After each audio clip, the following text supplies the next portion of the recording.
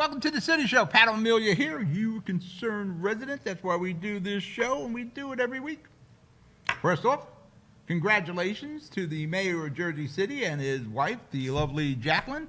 They gave birth Sunday to a baby girl, 7 pounds, 6 ounces. Everybody's doing well. Hopefully they're home by now. You don't stay in the hospital long anymore.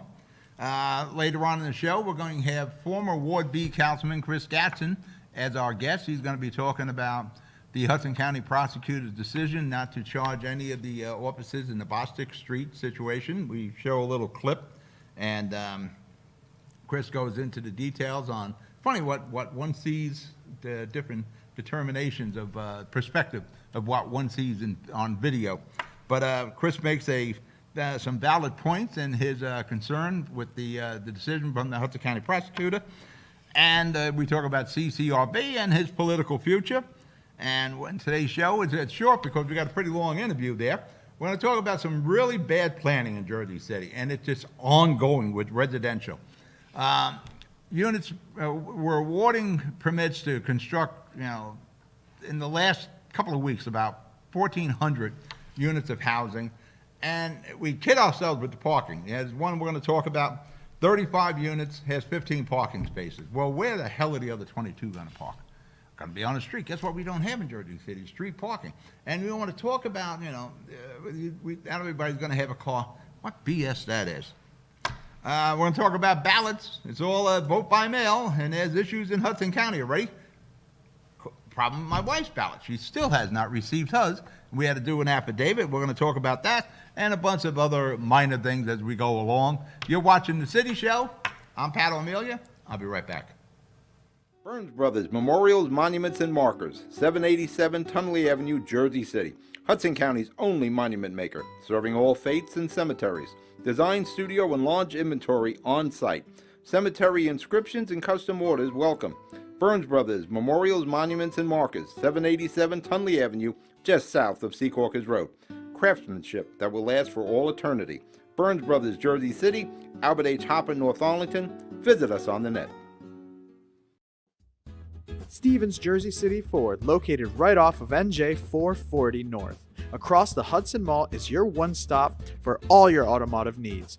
Check out Ford's latest models like the 2020 Ford Fusion with its stylish looks and hybrid options, or the unparalleled high-performance 2020 Ford Mustang.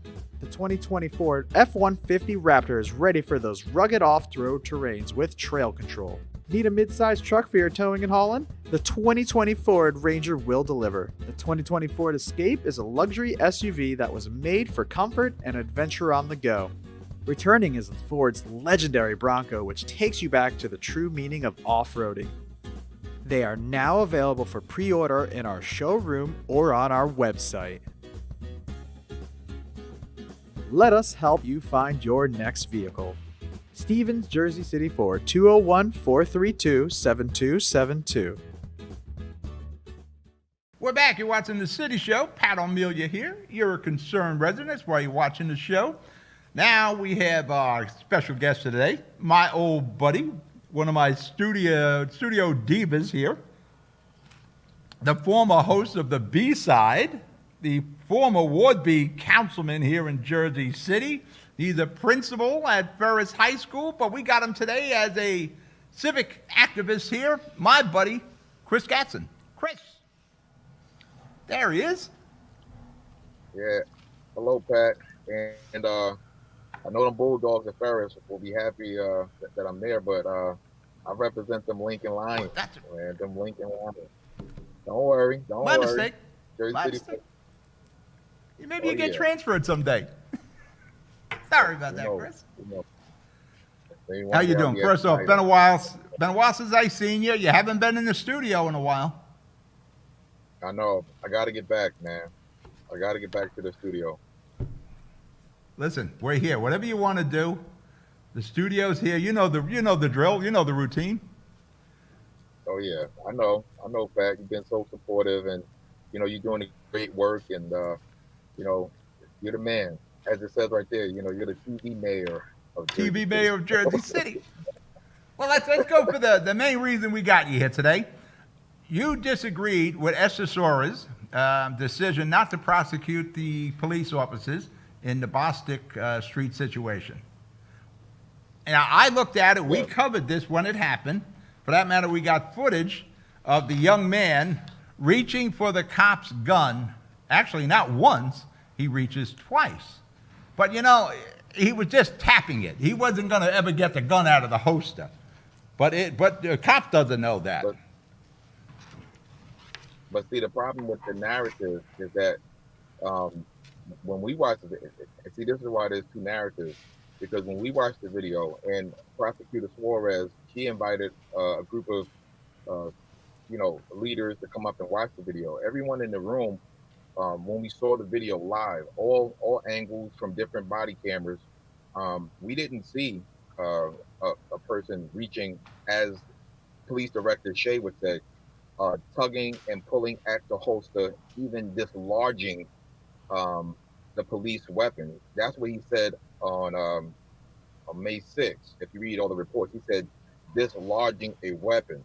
Now that's kind of dangerous for a person to do. But what that kid did was he basically he pushed an officer and then ran. Because if you watch the video, there's a young lady on the bottom of the officer's foot, and I guess this kid felt the girl was being disrespected, and he had no right pushing, the police officer. But that was a push, because, and that narrative is important, because when you start saying that people are going after officers' weapons, that didn't occur, and that didn't happen. Now, was he foolish enough to put his hands on a police officer? Sure, but pulling out a weapon did not occur, and that's important because that's a part of the narrative. Let's look at this clip for a second. John, do you have that clip handy? Would you run it, please?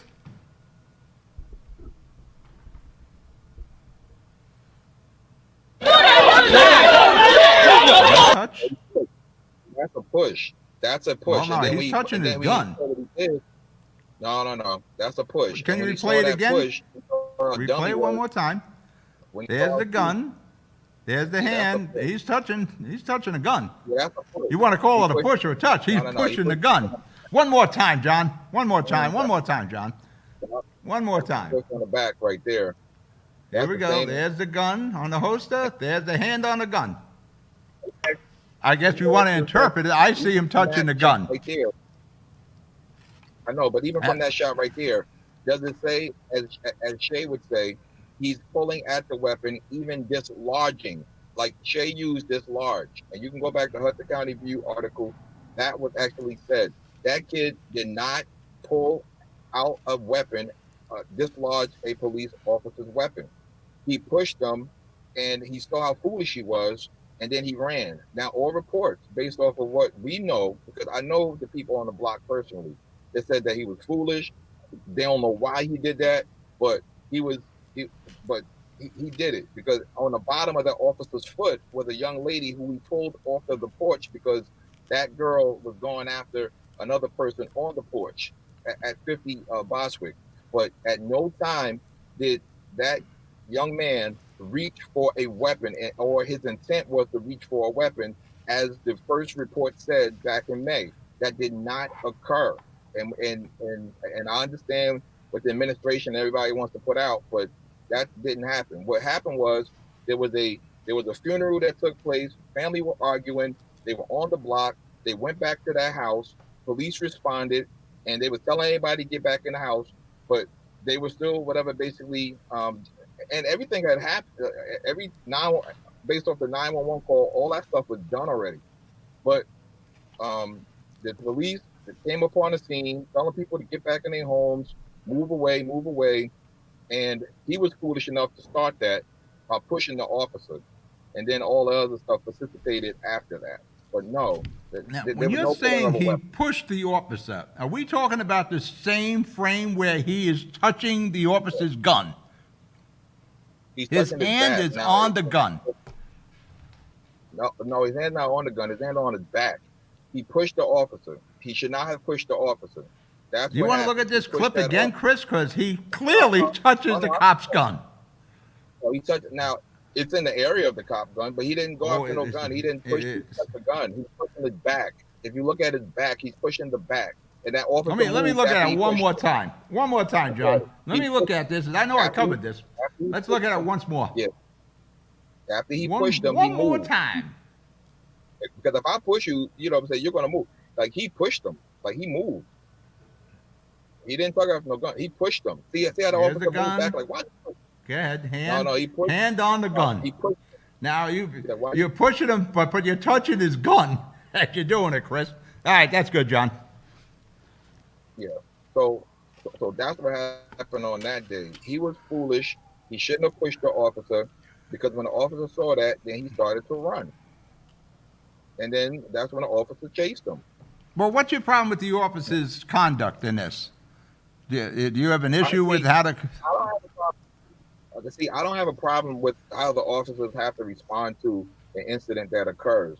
I don't have a problem because the residents and the neighbors see something, and so they call 911 and they want something to happen because they see that things may be getting out of hand. So I don't have a problem, with that. Um, I, so I have a problem with that baton wielding officer Brian Rowan. I just think that was excessive. That was excessive. All right, and I have a problem with um, that we don't have mechanisms in play because of how police are trained that will say that act was excessive because everything that was handed down by the prosecutor's office said that it was within the officer's training and the officer has a right to do that. Like if the public whatever yells at an officer, the officer can go one higher up as far as like the use of force. If someone whatever puts their hands on an officer, then the officer can go one step higher based off of training, and that's what is the justification inside of this to say that because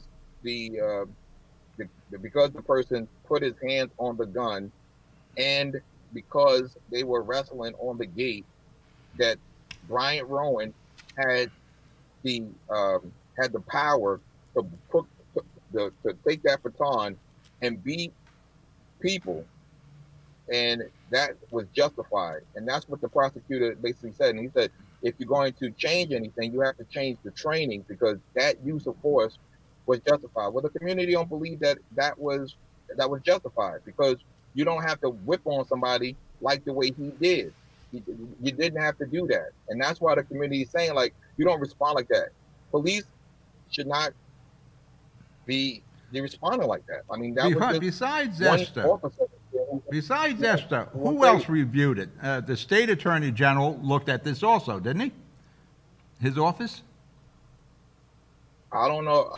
Well, I don't know if the state attorney general or I just think that was Esther's investigation, and I don't think that she went as far to the attorney general. That's why she's handing it back down to the internal affairs for Jersey City and saying that she didn't see anything criminal. So being that she didn't see anything criminal, now she's going to place it back down to Jersey City to see if any additional discipline could be done based off of training or based off the guidelines that the Jersey City Police Department has in their internal affairs. But she handed it back down. Now, our problem with Officer Rowan is the fact that, number one, Officer Rowan shouldn't be on the police force because back in 2016, he was initially rejected by the city, and Mayor Fulop got that right at that time because of his background check. He had a failed background check, and he had a failed psychological test that was done that said that he wasn't fit to be a police officer. And then Bryant Rowan appealed to civil service, and civil service upheld Jersey City's decision to say, oh no, you're not fit because of the incidences that you had. You had, vehicle infractions, you had domestic disputes, you put your hands on people. You did a lot of things that we would say that a police officer should not do. But then what happened was, being that, he's Ward D, committee man up there, he's worked with the MUA, he still stayed connected with the city. He miraculously comes back on the list in 2017, I guess, because, when you're in the right political bed, you can get these favors done, and he's on the police force. If Jersey City kept it to the original ruling to say that Bryant Rowan was not supposed to be an officer, he wouldn't be on Boston wielding a baton to actually beat people like he did. And that's really what happened.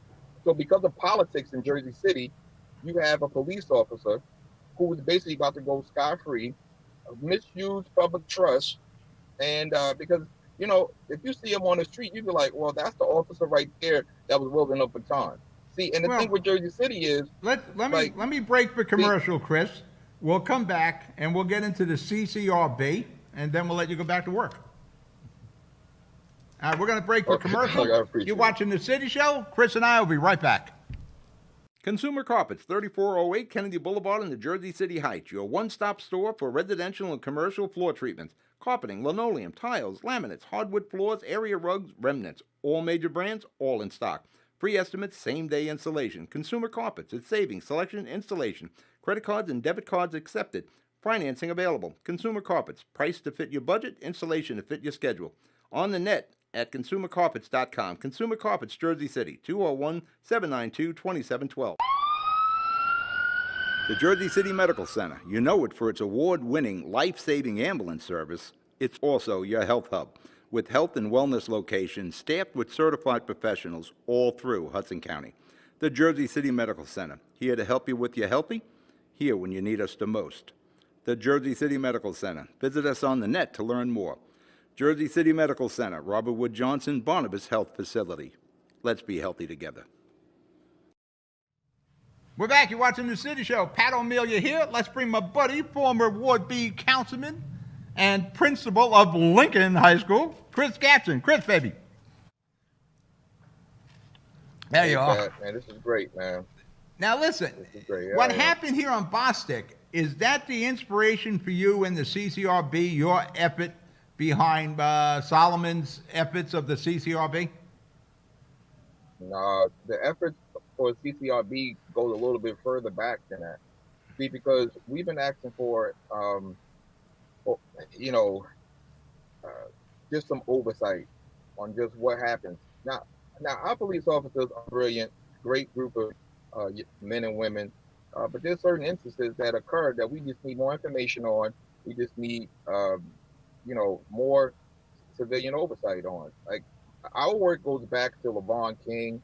It goes back to what happened in out of Audubon Park when Sergeant Ransom ran over Sharon Cooper. It goes back to just a lot of these infractions. Whereas when you're asking for information, or when you're asking for video, when you're asking for the whole story, you don't get it, right? So myself and Jersey City Anti-Violence, ACU, everyone, like, we've been working with NORC, because NORC had instituted a CCRB in 2016, and we just wanted to see how that could be implemented in Jersey City. We worked with Councilman Solomon over the year to formalize this ordinance, and then Ridley comes upon a little later because of the work that's in the ad hoc committee, and now folks are trying to work with Angela McKnight to see, because the state Supreme Court ruling basically said that the PPA of Newark challenged and said that, the CCRBs can't have subpoena power and you can't discipline officers. So right now we're in And the the state process Superior of Court crafting agreed something. at 6-1.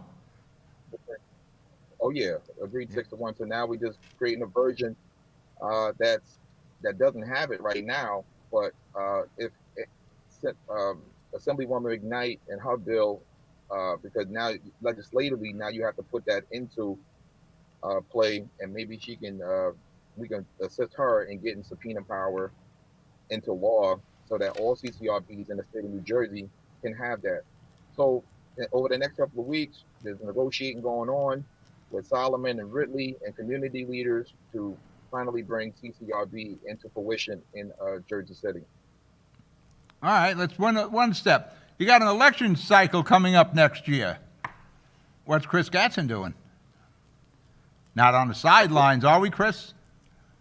No, Chris Gadsden's not going to be on the sideline. Chris Gadsden's going to serve whatever capacity that's in. We have to see. But I'm not going to sit it out in 2021. I'm going to be very active, whether it be supporting candidates or whether it be myself aspiring to be back at 280 Grove Street. getting back in the building. Yeah, I got to get back in the building somehow, some way, through candidates or through me sitting at that podium, helping to Well, legislate effectively. if you run for office, would you run for B again or at large? I don't know. Or I even mean, the bigger spot, mayor? see the thing for me. See the thing for me is that eventually, I mean, I have mayoral aspirations. Is it in 2021? May not be. Is it in 2025? But first, you got to see. And so with me, it's always filling out, seeing who's going to support, building coalition, building community, and then building off of that. Like, I'm not a candidate that's going to be entrenched in the establishment. So I got to find a way on how to do this and make a real concerted effort, authentic effort for the people, and not more so for I'm not an establishment candidate. So I do have aspirations, but we just have to see how that plays out. Are you starting to make the rounds now? Are you contacting people to see what the temperature of the water is for you to make another run? I mean, all that's being done, all that's being discussed. Is it me in the forefront? Is it me in the background? Is it me in office? I mean, what does that entail? Right now in Jersey City, like, we need more independent people on the council and inside of the mayor's office. So how did that look? How did that work? Well, all that's being mapped out. No one's really gonna make a decision until really after the presidential election and going into January and February. So, we got a little time, but all cards are on the table. Well, I assume I'll get a front row seat to this because you'll be back in the studio. I'll see it as it's happening. If you give me a shot, you give me a shot back at that studio again. Like, I don't even have to be councilman or mayor or whatever. I could just be right there in that studio with you, Pat, exchanging and just doing everything for Hudson Media. So, Chris, you're welcome in the studio anytime. Yeah, whatever you need the studio to do, you got it. All right, we're out of time, man. All right, thank you, Pat. Appreciate it. All right. I appreciate it, Chris. You be good. And, yes, stop by the studio. We'll work something out. All right, that was Chris Gadsden, former Ward B councilman and the principal of Lincoln. I got to get that right because I put him in Ferris before. I'm Pat O'Melia. We'll be right back. Good Friend Self Storage in North Bergen, New Jersey is a fully climate-controlled facility equipped with state-of-the-art security, packing supplies, a Refer a Friend program, and multiple loading docks convenient for commercial use. Located just off of Route 3 at 4301 Tunnelly Avenue, Route 1 and 9. Call 201-867-2444 or visit us on the web today. Good Friend Self Storage. Let us be your good friend. Newport, the luxury waterfront community on the Hudson River, offers the quality of life you deserve in 10 high-rise rental towers with amenities such as the on-site Newport Path subway, light rail and ferry service, Newport Town Square, 3 playgrounds, dog run, upscale restaurants, retail giants like Sears, JCPenney, Macy's, and Target. Morton Williams Supermarket is just outside your front door. A health and fitness club, spa, skating rink, and medical facilities are also on site. NewportNJ.com. Enjoy the New York skyline from Newport Town Square. Manhattan is just one path stop away or quick ride through the Holland Tunnel. Nursery and private elementary schools all on site. 12-screen movie theater at the Newport Center Mall. Want to visit Newport? Stay at the Westin or Marriott Hotel. Go to newportnj.com for details. Newport has luxurious towers, great restaurants, shopping, New York skyline views, schools, playgrounds, a marina and yacht club, gym, spa, fine wine, fine living. It's incredible. It's you. NewportNJ.com. Newport, live like you want.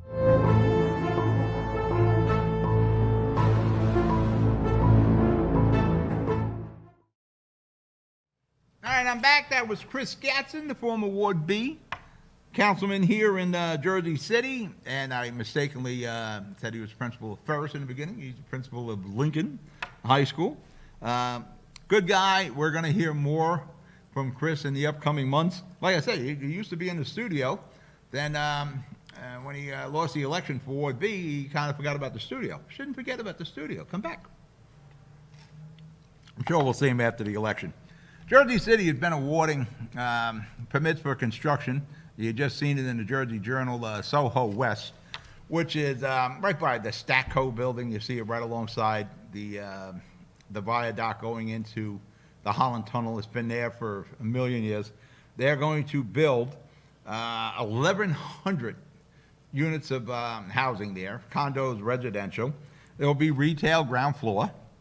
And from my count, I come up with 700 parking spaces. There's 1,100 units, so right off the bat, we're short 400 spaces, and it's going to be retail. Now, where are the other 400 people going to park? And you have another one that was just approved, 35 units of housing with 15 spaces. Where are the other 20 people going to park? On the street. But you'll hear this argument that most people don't need parking because they're not going to have cars. I'm going to tell you how much BS that is. Where a lot of the new development has occurred off 18th Street there by Jersey Avenue, where Soho West is going to be. Hoboken Avenue used to take the cut from 18th Street and go up the back by behind Christ Hospital. There was nothing there for a lot of years. Lavalier Chocolate Factory was there in the past. There's tons of new development there. And the argument that, well, we don't need a lot of parking because these people aren't going to have cars is so much bull. Just take a ride by that development. There are cars, there's cars going all the way up Hoboken Avenue now behind Christ Hospital because people, well, they're coming from New York. They don't want to have a car. They don't have a car. Well, as soon as they get here, they get a car. And we keep kidding ourselves about this, not having parking. And like I said, we got 1,100 units. We got 700 parking spaces. Where's the other 400? And that's saying they only have one car per unit. A lot of, got a husband and wife, they can both have cars. And the argument that we're not going to use cars, they're not going to use cars is such BS. Look at Jersey City. There's cars everywhere. And people, well, they'll take bikes. You're going to see on any given day, like 500 cars to one bike. People come to Jersey City, they're going to get a car. Jersey City people, drive. Ballots in Hudson County. I'm almost losing my spot here. Ballots in Hudson County. If you have not received yours, as my wife didn't. My daughters and I received ours. I got in touch with Junior Maldonado. Pretty simple procedure. They email you an affidavit, you fill it out, and you email it back, and you'll get your ballot. Junior's doing a good job, but there is going to be constant problems. And we're going to see a lot of elections go right to the Supreme Court. Ward D debate this Thursday, 6 o'clock, right here on Comcast 190 and our live stream and our Facebook and on YouTube. The Ward D candidates, we are definite with 3 of them. Cynthia, Youssef, and Pat, those are here. I have not heard back from Rafi, and nobody knows how to find the last guy. So we know we got 3. I'm going to do a pre-debate show from 5:30 to 6, where I'm going to outline the issues facing Ward D. I've been in Ward D now 42 years since I got married. Came up and got married, moved up from Dogpatch, Jersey City, up to the Heights. So I think I got a good handle on this. You got John Hennis from our other show, Hudson County View Live, is moderating it. I'm producing it, and like I said, I'll do a half-hour pre-debate show from 5:30 to 6. I'll see you Thursday. Good night.